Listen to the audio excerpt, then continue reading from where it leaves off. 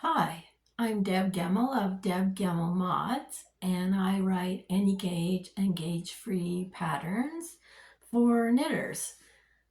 And I am formerly of Cabin Fever, where my sister and I were Cabin Fever, and we wrote many stitch-by-stitch patterns and 11 books. So I will put that in the description if you wanted to have a look. I am in the middle of everything. So it's a somewhat unsatisfactory place to be, but that's where I am. So I did finish my prototype of the 12-point circular yoke. So this is for any gauge and any size, and I'm so pleased to be done.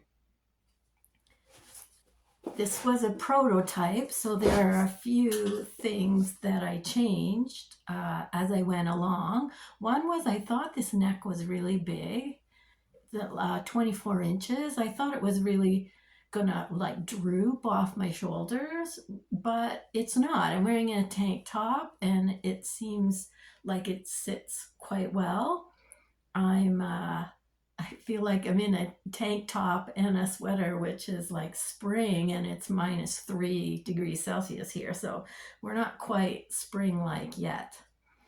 So in the pattern itself, which is published on Ravelry, you can get it. It's a free pattern. I changed it to 22 to 24 inches, and this is 24. On the second one I did, it starts with the I-cord here. I actually did the I-cord so it would go around my head. And I'm really pleased with this second one, the size of the neck. It's much higher, which I think I'm going to like a lot. So this one was done in a DK at for me, a larger needle, because I wanted it to be spring-like and somewhat open.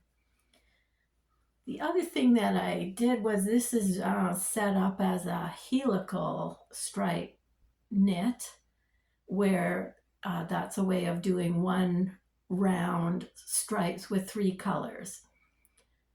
And I chose a yarn that you can't really see that in, but I'm trying to get through my stash, and this is what I had. So I used 2 balls of variegated and 1 ball of a brown. I don't know if you can see the brown. I thought it there. See right there? So one of the colors is brown. So I changed it up for my second one. Oops, I'm all tangled up here, which I'm just going to show you. Also helical, because I'm trying to reduce my stash and I don't have sweater quantities of much. So I have 3 colors of this Hempton by Hemp for Knitting, and it's actually, although it's hard to see, there's a green in there. Can you see it? It's teal, green, and gray. Teal, green, and gray. And it shows so well here, and when I put it up, you can hardly see the green, but it is there. And I have this much left of the one ball, and I have 1 more ball. So I'm trying to decide whether to stripe the sleeves or not. I think I want short sleeves, so I may just continue with the body using the 3 colors and then pick one of the colors and do a short sleeve section here, because the reason I was using the helical in the first place is I have lots of well, not lots, I have some teal and some gray and 2 skeins of the green. I have one more little ball, 50-gram ball. So that's where I am. And you can see the 12 points. And this is just the holes from the increase I used. So I used an open make one increase, which makes a tiny hole. There they are, tiny holes, which makes in this cotton hemp makes quite a statement with the holes, and not here, although you can see the points. It's not so obvious, although I use the same increase. Anyway, I've separated for the sleeves and I'm rolling down the body, and I'm quite happy with there that this disappears because my yoke is finished. So it'll just be striped for the body. So I'm quite happy with that. I have lots of just knitting to do there. And the other thing I was working on, I'm going to show you a clip, maybe I'll put it in right now, of how I put more stitches on the front of the pullover for two obvious reasons, which makes the back narrower. So although I say there's 12 extra stitches on the front, they're not extra, they're just on the front instead of the back. So the front has 12 extra stitches.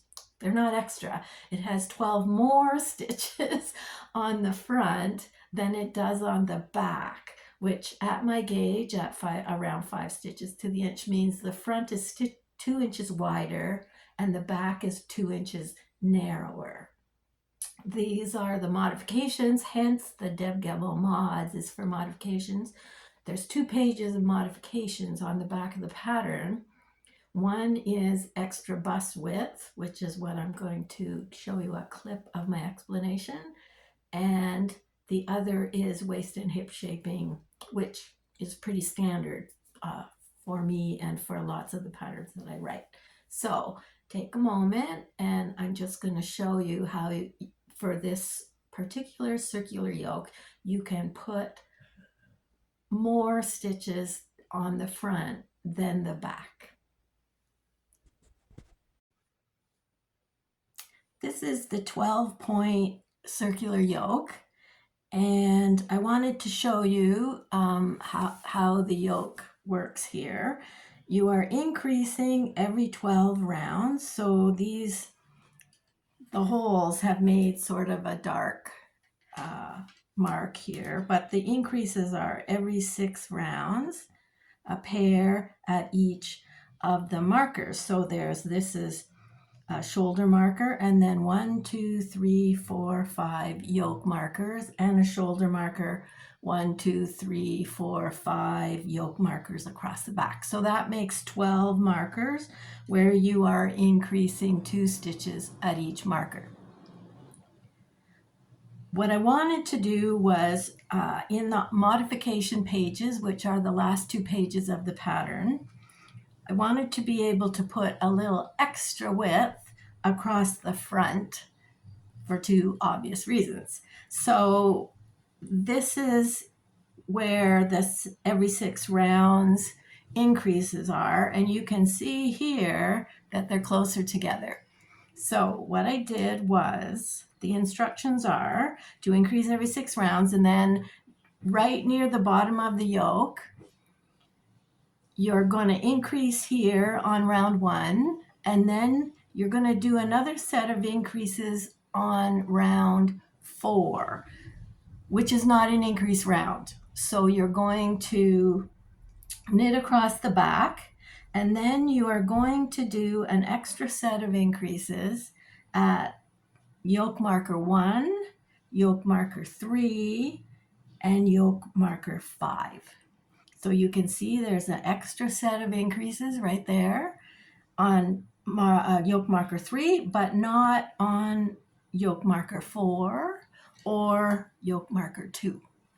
And then, and on the back, there's no increases on this one round 4. Let's just do this the once.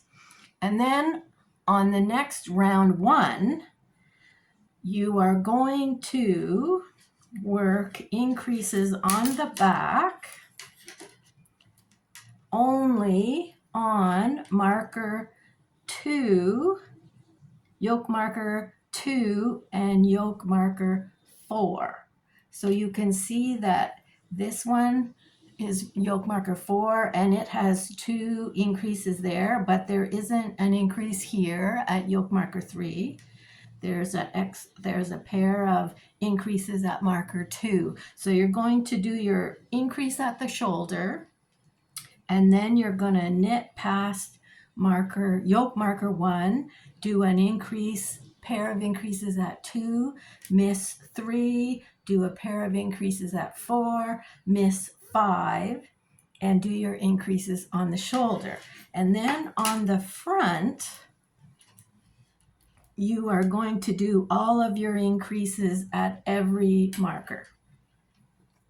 So what this is going to do is give you here 2 extra increases on that you did on round 4, 2, 4, 6.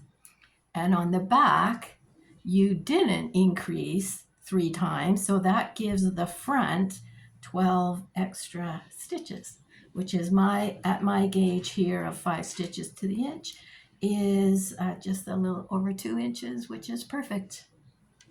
And now I have this on 2 circulars so I can lay it out flat, and I have put my sleeve stitches on spare yarn. So I am going to continue to work down the body now that I'm here. So my front has 12 extra stitches by doing a set of 6 increases on a non-increase row. And on the next proper increase row, I am actually skipping doing paired increases on certain yoke markers on the back. So there's the front with the extras, and here is the back with the skips. So there we are.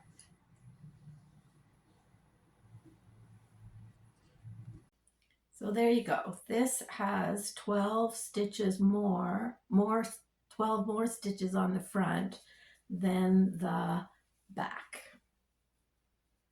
which suits me and may or may not suit you. It's totally a modification and for you to do if you wish to. The other thing I was working on, since I had a circular yoke thing going, was the Lunenburg, and I have just put my sleeves, this is the back, so I washed it and laid it out, and I'm so much happier with the fabric. This is Briggs & Little Durasport, 1-ply sports weight, and it's a rustic yarn, but it is so much softer now that it has been washed. So I'm very pleased. There's the stitch patterning, which was I haven't done color work in quite a while, so my gauge did change quite a bit from here down to here, but I'm pretty happy with it. And I used 3 colors instead of 4 contrast colors in the yoke. I just use 1 color as the 2 lightest colors, but I'm very happy with that. The reason it's all scrunched up is I have put my sleeves on circulars, and I am going to knit my sleeves in the next week or 2. So I'm very happy with how it worked. I actually did helical knitting in here too, because when I started I had a bit of a line, although I have a little bit of a light spot there, but that's with 3 balls working all the time, which I find really works well to take away any kind of pooling in wool. Anyway, so there we go. Very happy with it. And the other thing that I've been working on is to get rid of this huge bag of odds little balls, little ends of socks balls that I have been carting around with me for years.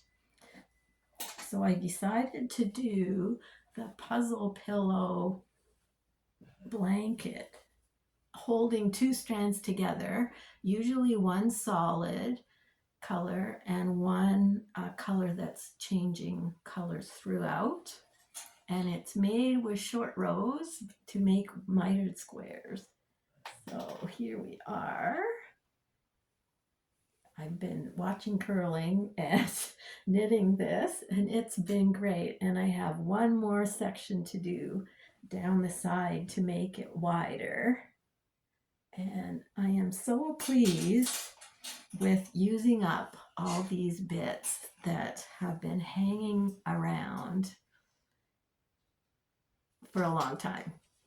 So it's done in mitered short rows. So and really easy short rows, like just knit to this point, turn and go back, knit one more stitch more, turn and go back. So really easy to work, and I'm having a good time.